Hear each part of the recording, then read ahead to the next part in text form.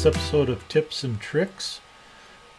We're glad to have you with us today. Today we're going to be discussing workspaces in the Alveo platform. What they are, how to use them, how to get the most out of them, and what to do if you have a problem with your workspace. So let's first dive in by looking at where your workspaces are stored on your computer. So under your Documents directory, you have an Alveo directory, and that Alveo directory has a handful of different folders in it. One of those folders is your Workspace folder. If you double click on that, we will see that in this folder I have a default WSP file, which is my default workspace file. Now let's switch over to Alveo and I'll show you how we use workspaces in Alveo. And as you can see, it's already got a workspace configured. I have my 1-minute chart, a 15-minute chart, my one-click trading, and my orders and order history. So this is my current workspace, and your workspace is everything you see on your screen in Alveo. Now if I click on the file icon up here in the top left-hand corner, I have a lot of options here concerning my workspace. I can clear my workspace, I can save my workspace, and I can load a workspace. If I click on the load option, it'll bring up a Windows dialog box that has my default WSP that I showed you before in File Explorer. If I click on that and say open, it will open the workspace I already have open, so I'm not going to do that. But what we are going to do is we're going to create a new workspace. So I'm going to click on File, and I'm going to select this time Clear Workspace. And what that does is it just totally wipes clean my workspace. So I'm starting with a clean slate. Now, we often get emails into support saying my Alveo, when I bring it up, is completely blank. This is what they see. They're opening it and it's coming to a clean slate. That's okay. That's really not a problem. You just have to configure a workspace. And so we're going to show you how to do that right now. So we've got this clean slate. The first thing we're going to do today is create a new chart to have on our workspace.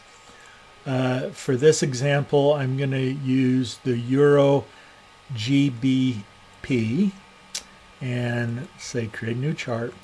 And you'll see that it put it on my workspace.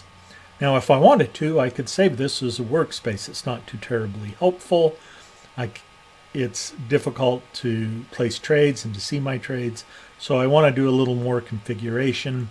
So I'm going to add another chart, this time a 15-minute chart, and I'm going to put that to the side of my 1-minute chart, and so that they are side by side.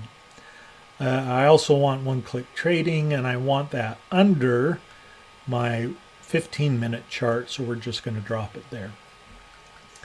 All right, so this is similar to the default WSP file that I showed you earlier. The difference is I don't have orders or pending orders under my 1-minute chart, and I'm showing you a different currency pair in this chart. It's not the Euro USD in this one. And I'm doing that just so you can see the difference in the files. So I'm going to save this workspace. So I'm going to click on File, Save Workspace, and I'm going to give it a file name of test. So I've given it a name and I'm clicking on Save.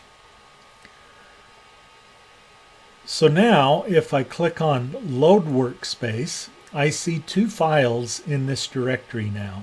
In the workspace directory, I have the default that I had before, and now I have a new test WSP.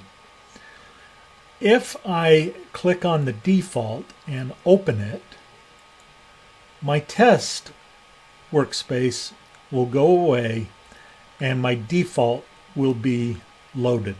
And we can tell that because it's the Euro USD currency pairs being displayed, and it has my orders and order history. If I want to open my test, I come up here and click on File, Load Workspace, highlight the test by clicking on it, and then click on Open. Now my default goes away and my test workspace is displayed. And again, we can tell that by now it's the Euro British Pound that is showing, and I don't have my orders or order history. So this is a simple example of creating multiple workspaces and configuring them any way you want to. And really, it's only limited by your imagination. You could have multiple workspaces for different currency pairs. You could have workspaces that include certain indicators and others that don't include indicators. It's just a quick way to switch between, so you don't have to build it from scratch every time. Once you get a configuration you like, you can save that workspace. Be clear on the names you use to save it so you can remember exactly what that workspace does.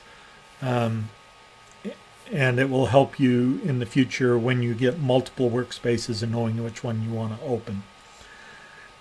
So this is the basics on using a workspace. I will show you this in closing. If we click on Close on Alveo, it's going to bring up this box right here that says, would you like to save this workspace as a default for the next time you log in on this computer? So what this is saying is if I click on yes, it's going to open my test workspace when I open Alveo.